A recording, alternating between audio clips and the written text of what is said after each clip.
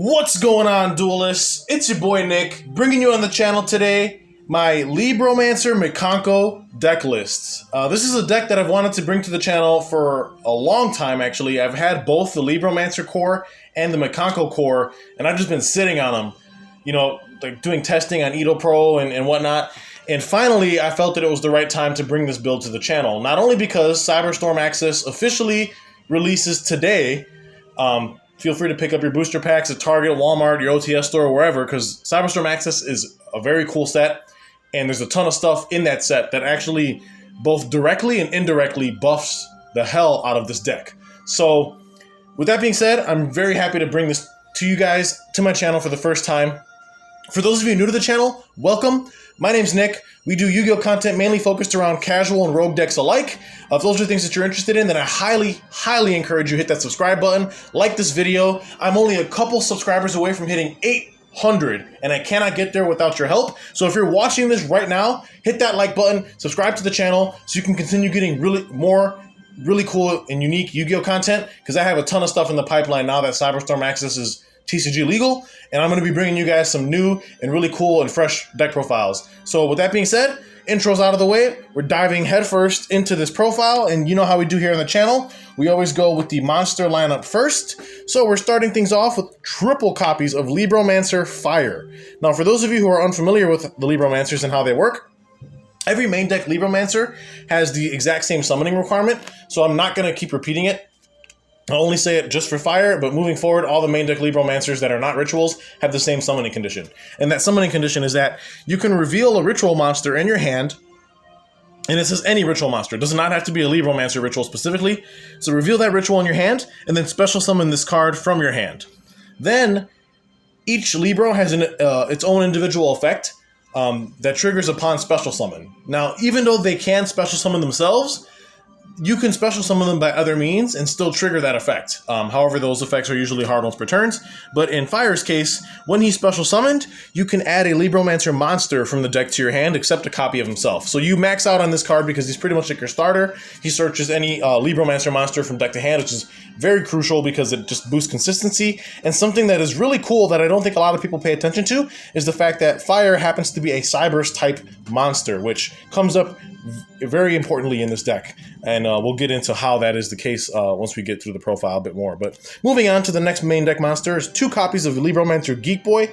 Now Geek Boy is really cool. He's actually a psychic type level 3 wind monster, but because he's a level 3 psychic, he can be tutored out of the deck with cards like Emergency Teleport, which is still at 3. Now keep in mind we haven't had a ban list yet. So it's kind of a toss-up as to what the format's going to look like, especially now that Cyberstorm Access released. All I can say is that I'm pretty sure Super Heavy Samurai and Purely are going to be Tier 1 contenders, but unless we get a ban list, I don't foresee like decks like Sprite or Cash Tier going away anytime soon. So it's kind of up in the air right now, but Geek Boy, again, same summoning condition as Fire. However, when he's special summoned, he can add a Libromancer spell from the deck to your hand. So he searches what you would think would be a ritual spell, since this is a ritual deck, but that's actually not the case, and we'll get into what he can search later in the profile. But there was a card out of Cyberstorm Access that was released that makes Geek Boy way better than what he was previously, but we only need 2 copies given that he can be tutored off of E-Telly.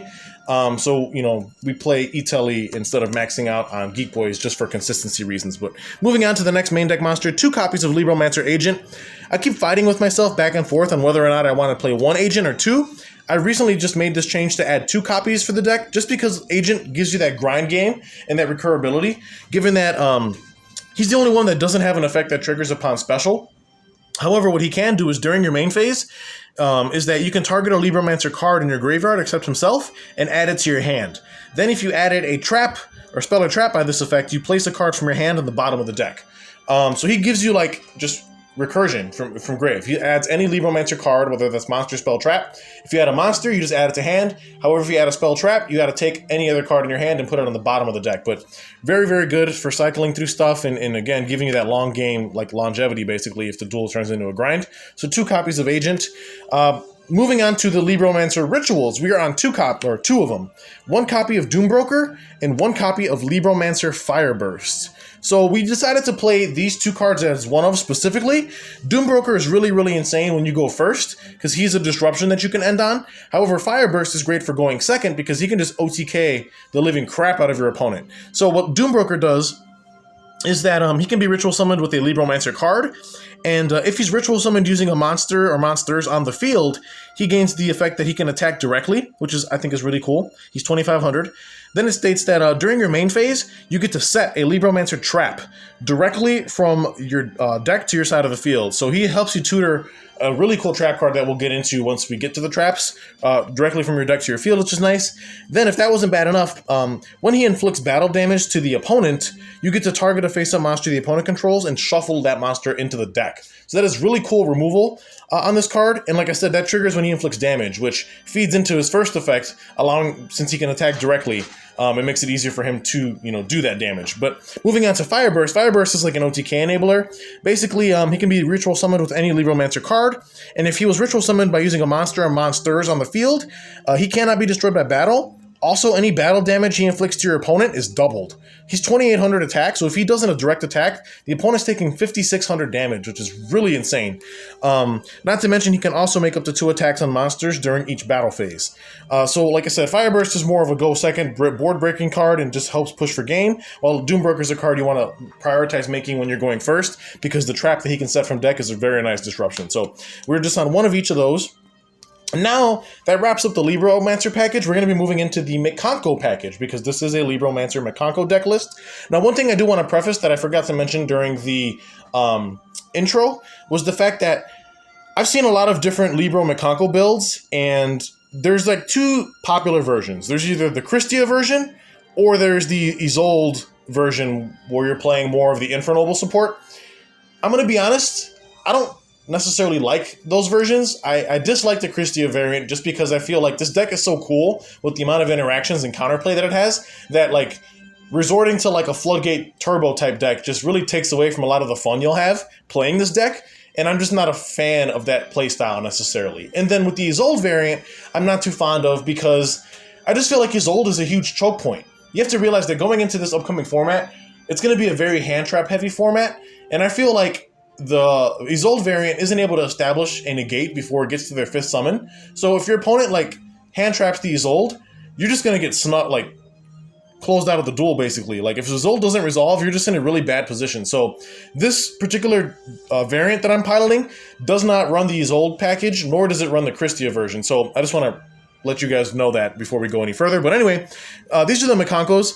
We're playing one of each, including the brand new one, Huli, the Jewel Mikanko. She's brand new out of Cyberstorm Access.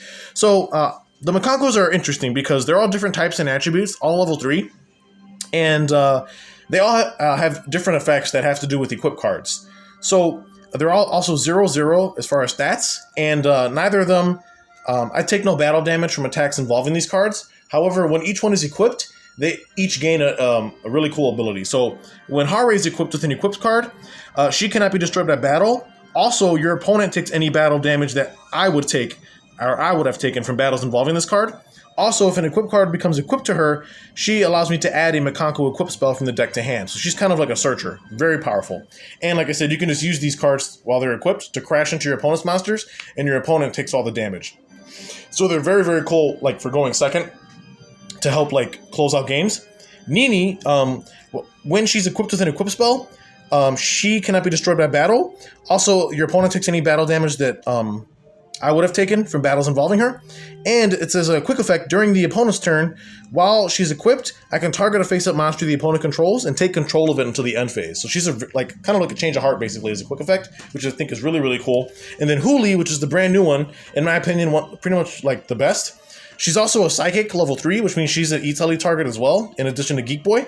But while she's equipped, she also cannot be destroyed by battle. The opponent takes any damage I would have taken from battles involving her.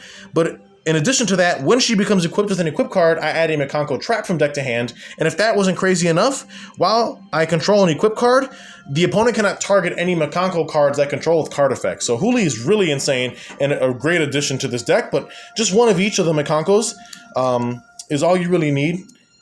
Moving on to the ritual boss is the Ohime, the Manifested Mikanko. This is the Mikanko boss monster. She's a level 6 light fairy ritual, attack 0, defense 0. You can ritual summon this card with Mikanko Kagura. We'll get into what that is once we get to the spells. She cannot be destroyed by battle. Also, your opponent takes any battle damage you would have taken from battles involving this. So she pretty much does what the main deck cards do, except she does not need an equip to gain that additional effect, unlike the main deck cards do. And she also has a hand effect, which is really nice, where you can reveal this card in your hand to add any Mikanko card from the deck to your hand, except a copy of herself. Then you discard one card. So Ohime is pretty much like a roto for the entire Mikanko theme. Very powerful card. The only reason why we play 2 of it instead of 3 is because she is a hard once per turn on both of her effects. So drawing duplicates just doesn't seem like it kind of clogs and bricks. And then while she's on the field, as a quick effect, you can target an equip spell in your graveyard for cost and equip it to one appropriate monster on the field. Now, for those of you who know, or if you don't know, equip spells in Yu-Gi-Oh! Always target a monster they're equipped to. Even if that equip spell doesn't explicitly state that it targets, it's just a known game-like mechanic that equips target, and that's just how they work. However, Ohime bypasses that restriction because of how she works. She takes an equip from grave and just equips it to a monster on field, even if that monster can't be targeted, which is really insane. Like I said, you can look up rulings on that, but that's exactly how the card works. So it's very powerful because it's any equip. As long as that equips in your graveyard, she can equip any appropriate monster on field with whatever equip you target out of grave. So Ohime is a great card.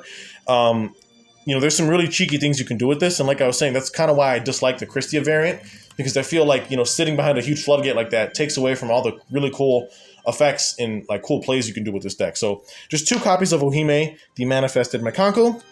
Now that rounds out the Libromancer cards and the Mikanko cards. Now for the remaining monsters, these are just tech choices. Now if you've noticed something thus far, we don't really have a good normal summon in this deck. Now, most LibroMikanko decks that I've seen always play Diviner the Herald as their normal summon. However, I don't think that card is that great, especially since now that we lost Sprite Elf on the last ban list. Sprite Elf did get banned, and I just don't think Diviner is as good as it used to be. It is still a good normal summon for this deck, but with the direction that I'm taking it, since we're not playing the Isolde variant or the Krystia variant, I think the Diviner package loses a lot of its luster. Plus, not to mention that with cards like Droll running around the format, Diviner's a card that pretty much just plays into Droll immediately, because you use her effect to dump a Herald of the Arclight, and then Herald of the Arclight searches. If they Droll you, you're pretty much cooked. You don't really have a way to extend beyond that unless your hand is really nice looking. But so I took this deck in a different direction, and the monster we're playing for a normal summon is actually triple copies of Clock Wyvern. Now you're probably looking at this what the hell copium am I on? But hear me out. This card is actually not that bad. Not bad. The card is kind of insane. It's basically, if it's normal or special summoned, for starters, it's a level 4 Cyberse, just like Fire is. But if it's a normal or special summon, you can have this card's attack, and if you do, you special summon a Clock token. It's Cyberse, win, level 1, attack 0, defense 0 to your side of the field. So this is one card that turns into 2. And what we decided to go in the direction with this LibroMikanko deck is take it in a really cool Cyberse direction, because in Cyberstorm Access, we got some very interesting Cyberse support. And since Libromancer Fire is a Cyberse monster, I thought that Clock Wyvern is a very good normal summon, because there's a combo that this card can achieve that makes the deck go so insane, and I'll kind of explain that shortly. But we played triple copies of Clock Wyvern for our normal summon of choice in this deck. Now make no mistake, the deck does not need Clock Wyvern. If we open up a hand and don't see this, it's not the end of the world. We don't care. But if we do happen to draw this, we use this as a normal summon, and this card puts us in such a crazy advantageous state that it's almost unfair. So we use triple Clock Wyvern. Moving on, we're on the 1 copy of Cyber Angel Benten, because at the end of the day, this is a ritual deck, and if Benten does get tributed, we can use Benten to search for Ohime, since Ohime is a light fairy. And then, rounding out the last monster in the main, is 1 copy of Cyberse Sage. Now, this is a brand new ritual monster out of Cyberstorm Access. She's a level 1 Dark Cyberse ritual tuner monster, and she has some interesting effects. She can be summoned with Cyanite Ritual, and during the main phase, you can fusion summon from a fusion monster from your extra deck by banishing the materials mentioned on it from your field or graveyard. So she's kind of like a Miracle Fusion, including a Cyberse monster. And then if this card is sent to the graveyard as Synchro material, keep in mind she is a tuner, you can add a Cyberse monster or a ritual spell that's in your graveyard back to your hand. So there's a very nice combo that we go into with Sage. And like I said, as a one-of, she puts this deck in a league of its own. It's really, really cool. But that rounds out the monsters. Now we're moving on to the spells. 2 copies of Libromancer First Appearance. Their field spell. This is the card that Geek Boy is usually going to be searching. Upon activation, it lets you add a Libromancer monster from deck to hand with a different name than the cards you control. However, aside from this being a field spell, this is the Libromancer's ritual spell. This field spell, believe it or not, lets you ritual summon by attributing the appropriate level of monsters to summon out your Libromancer rituals. However, that ritual summon effect is not once per turn, which makes this card very, very unique. So as a 2-of, it's perfectly fine, because again, if we need to have a third, quote unquote, we just use a Libromancer agent to recur it. But now moving on, 2 copies of Libromancer Origin Story. This is brand new out of Cyberstorm Access, a brand new Libromancer continuous spell. When it's activated, it allows you to set a Libromancer spell trap directly from your deck, except a copy of itself. So this can get you a copy of the field spell if Geek Boy can't. Or any other Libromancer spell trap. In addition to that, all your Libromancer rituals you control gain attack equal to their level times 100. So that turns Doombroker into a 3100 beater and Fireburst into a 3500 beater. Keep in mind that Fireburst does double damage when he attacks. So if he's at 35, that's 7,000 damage your opponent takes off of that card. That's what I mean about Fireburst being an OTK enabler. In addition to that though, every time you ritual summon a ritual monster, except during the damage step, you can target a spell trap the opponent controls and destroy it. You can only use that effect once per turn. So Origin Story is insane. It's a searcher, effectively. It also grants your ritual monsters attack boost, which is nice. Helps Fireburst OTK a lot better. And it's even backer removal. So like, this card is a 2-of, is perfectly fine. Again, these are spells that are searchable off of Geek Boy specifically, so just really improves the consistency of the deck overall, so it's nice that they finally have access to that. But now moving on to the Mikanko equips. We're on 2 copies of Mikanko Water Arabesque. So one common theme you'll notice with all the Mikanko equips is that each equip, for the most part, has the clause that the equipped monster cannot be destroyed by card effects, which if it's equipped to the Mikankos, it makes them very difficult to out, since they also cannot be killed by battle. But this card states that you can special summon a Mikanko monster from your hand or deck with a different original name than the equipped monster, and if you do, equip it with this card, then return the monster that this card was previously equipped to the hand. So you can obviously equip this to your own stuff. However, you can also equip this card to an opponent's monster, special summon a Mikanko from your hand or deck, and then return that opponent's monster to the hand. So this card almost functions like free removal for you, which is really insane. So as a 2-of, it's nice. We play the 3rd in the side, but we don't play it in the main because we don't want to brick on this, since this card is a hard once per turn for the secondary effect. But moving on, 1 copy of Fire Dance, which is pretty much a monster reborn for the Mikanko theme. You special Mikanko from your hand or grave, and if you do equip it with this card, then as an optional effect, you can also special summon a monster to your opponent's graveyard to their field, but negate its effects. Now, the reason why you'd want to do that is because in case your opponent tries to be cute with you and not put a monster on field to avoid your Mikankos crashing into it, you can force them to have a monster on their board that you can crash into using this card, which is really nice. Then we play 1 Mikanko in Reflection Rondo.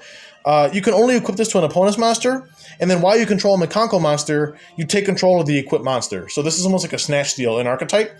And then if this equip leaves the field, you send the equipped monster to the grave. So the opponent doesn't even get it back if they're out this, which is nuts. Then we're on brand new out of Cyberstorm Access, 1 copy of Mikanko Dance Meo Washidori. Hopefully I'm pronouncing these names correctly.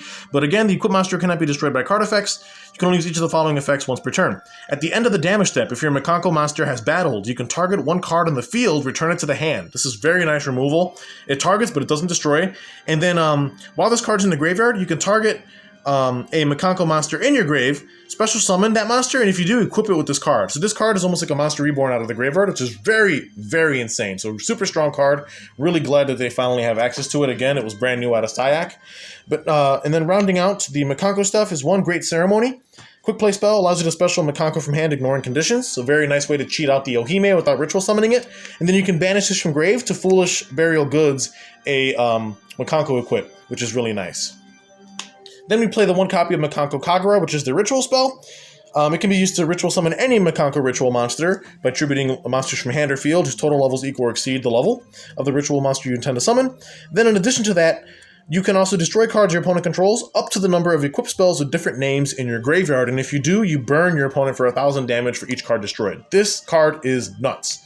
Just a 1-of though, again, because this deck pretty much like searches itself. It's super consistent. So that rounds out the Mikanko spells. Now we're going into like some of the generic like staple spells. We're on a playset of Preparation of Rites. just because it's just free searching. It's not once per turn, and every ritual that we main deck can be searched by this card, which is just more consistency.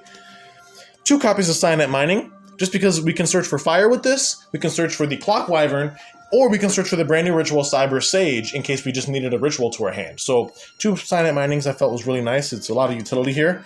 2 copies of E-Telly, just because we can summon Geek Boy or the Huli, the Jewel Mikanko with this. And then this is kind of a flex. Ideally, you could play hand traps here, or you could also play a card that I want to run in the main deck called Sales Ban. But for now, it's just 2 copies of Talents. Again, we're going into a heavily hand trap focused format. Now, this deck doesn't have that much room to play hand traps. And in my opinion, even if it did, with the way the format's going, you're going to need like a decent number of hand traps to be able to stop most decks nowadays. So like if you're just playing like, you know, a playset of Ash or a Nib, it's just not going to be enough. You need to max out on hand traps, which this deck I don't feel can personally do. So we're just kind of playing, you know, cards that kind of help mitigate us getting hand traps. So 2 copies of Talents is my choice, but you can alternatively play hand traps in this slot if you want, or play a card like Sales Ban, since this deck kind of does not do so well against Droll, and we don't have too many good ways to outplay Droll. But anyway, moving on. 1 copy of Called By, again, to stop hand traps. And then to round out the spells is the 1 Cyanide Ritual that comes up really crucial in a combo that we go down. But moving on to the traps, this deck list I will mention is 44 cards. 1 Libromancer Intervention. It's an Omni Negate by targeting a Libromancer ritual you control, returning it to the hand. And then if you do, you can special summon a Libromancer monster from your hand or graveyard. So this is the trap that you're usually going to be setting off Doombroker when going first, because it can just negate any card or effect activated by your opponent, which is insane. Then we play 1 copy of Displaced. Now, Displaced usually doesn't get played, but since they have their new spell card Origin Story, you can actually set a Libromancer spell trap from deck, which makes Displaced a little bit more playable. And what Displaced does is you target a Libromancer monster you control, and a monster the opponent controls, return your monster to the hand, and then if you do, you take control of the opponent's monster.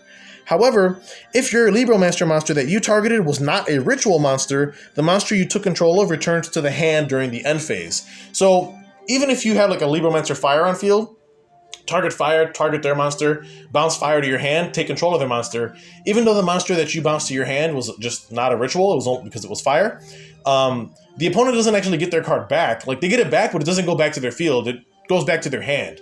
So in the case of an extra deck monster, it just goes back to the extra deck, and now they gotta spend the resources to remake that card. So I felt that Displaced was a really cool one-of in the deck, just for disruption. And then to round out the last card in the main is 1 copy of Mikanko Rivalry. While you control a Mikanko monster, you target a face-up monster on the field and equip it with 1 equip spell from your deck that you can equip to it. Which is very cool. And then it also has a nice graveyard effect where if an equip is sent to your grave, you can banish this from grave to target any equip in your graveyard and add it to hand. So that rounds out the 44 card main deck of my LibroMikanko deck list. Now we're going to be jumping into the extra deck really fast. This extra deck is chock full of Link monsters because since we're playing a Cyberse focused variant, you're going to be Link summoning a lot. 1 Lingeribo, very cool. It's just pretty much a trap negate, which is nice. And if we get Ibly locked, we have an easy out to it. And, you know, with Fire being a level 4 or Cyberse, you can make Lingeribo for going second to push through back row boards, which is nice. 1 copy of Link Disciple. Again, this has to do with the combo. We also played Devotee. The Clock Wyvern gets us to this line, and we can link both of these off for a Cyberse Witch. And Cyberse Witch in this deck puts in a ton of work because if a monster is special summoned to a zone she points to, you can banish a spell from grave to go ahead and add a Cyberse Ritual monster and a Cyanide Ritual from the deck to your hand. So obviously we just play the Cyberse, Ritual, and then we can search for a Cyberse Ritual monster, which can be the Cyberse Sage, or can also be the Libromancer Fireburst, since Fireburst is a Cyberse Ritual monster, which I thought was really cool. So Cyberse Witch gives us a lot of utility, and like I said, the Clock Wyvern line gets us here. Then we go, we have IP Masquerena, Cross Sheep, Dynamondo as our Link 2s, all very good. IP Masquerena plays a very huge role in this deck because with the Link Devotee, it does lock us from summoning Link 3 or higher monsters the turn we make Link Devotee, but that's not a problem because we can still make IP, and then with all the summoning we do, we can just link into something crazy on the opponent's turn, which we'll get into shortly. And then obviously Cross Sheep and Dynamondo are obviously self-explanatory. Very good Link 2s for any ritual deck. Then we play one copy of Decode Talker Heat Soul, one Appaloosa Bow of the Goddess, followed by one Access Code Talker for our Link 3 and Link 4s of choice. And then to round out the links, we're on one copy of Firewall Dragon Dark Fluid. Again, we can summon this card through IP Mask Arena during the opponent's turn. And given how much we can like snatch steal our opponent's monsters, we can even make this using their stuff, which is crazy. This card is pretty much a monster negate, which is insane. In addition to him also gaining a ton of attack, during the battle phase, which is really, really nice. And then we also play a copy of Firewall Dragon Singularity, the brand new Link 6 out of Cyberstorm Access. Again, we can go into these cards during the opponent's turn using stuff like IP, and this is just insane. It can bounce, target up to 3 cards the opponent controls and or has in their graveyard, return them to the hand as a quick effect, and then this card gains 500 attack for each card returned this way. Additionally, if a monster this card points to is destroyed by battle or sent to the graveyard, you can target a Cyberse monster in your grave and special summon it. This card is absolutely insane in this deck. And if you guys want to see a combo tutorial, get this video to 15 likes. I'll start out simple. 15 likes, and you guys will get that combo tutorial ASAP, because this deck is some straight spice. Then that rounds out our links. We play one Xyz, which is a Jura King. We do play a decent amount of level 3s, so we can go into this and just have a really cool monster negate of sorts. One Cyberse Deceive Worm. This is brand new out of Cyberstorm Access, and this is actually what we're fusing into off their new ritual, Cyber Sage. Sage plus Deceive Worm equals level 7, which means we can also make a Cyberse Quantum Dragon. This is our 15th card in the extra deck. Also, Deceive Worm, while it's in the grave, and you control a Cyberse Link 4 or higher monster, you can banish this card from grave to negate a spell or trap your opponent activates. So it's really cool disruption. And then obviously with the Quantum Dragon, basically our end board is like IP Mask Arena with Cyber Switch and a bunch of other stuff. And then we also get to Quantum Dragon. And Quantum Dragon, while we control a Link, none of our monsters can be targeted by the opponent's cards, nor can he select anything for an attack except this. And then if this card is battled into, or at the beginning of the damage step, he can target a monster that's battling him, return it to the hand. So that rounds out the extra deck. We'll go through the side deck very briefly here. We're on just triple copies of Lava Golem because, going second, we just need the ability to break boards. And since this deck doesn't really need its normal summon, the restriction Lava Golem puts us under doesn't hurt us as much, which is nice. And then we can just crash into it with all our Mikankos, or return it to our hand with cards like Water Arabesque. We side 3 copies of Droll, just because Droll's I think is going to be very crucial upcoming format, because a lot of decks are going to need to search to be able to build their boards. Now this is kind of a placeholder. I kind of want this card to be a playset of Salesban. However, my Salesbans haven't come in the mail yet, and I didn't want to wait on this profile any longer. So we're just substituting it with this Raging Storm Dragon Beaufort. This card is just okay. It's a ritual that you can reveal to summon your Libros, and it's like just a mediocre hand trap. If the opponent would attack you directly, you can discard this, negate the attack, and then negate that monster's effects permanently. So it's just pretty situational because your opponent has to be attacking directly.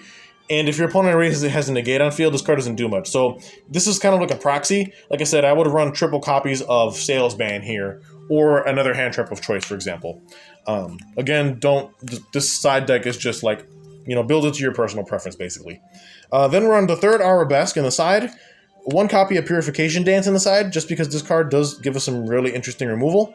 And then one copy of Axe of Fools is a generic equip that Ohime can equip to anything on field, or that we can equip to an opponent's card using the trap card Mikanko Rivalry, which is really nice. And then to round out the side deck, we're on a playset of Unending Nightmare, because Super Heavy Samurai, you want to be able to pop their scales. Purely, you want to pop their field spell and pop their continuous spell.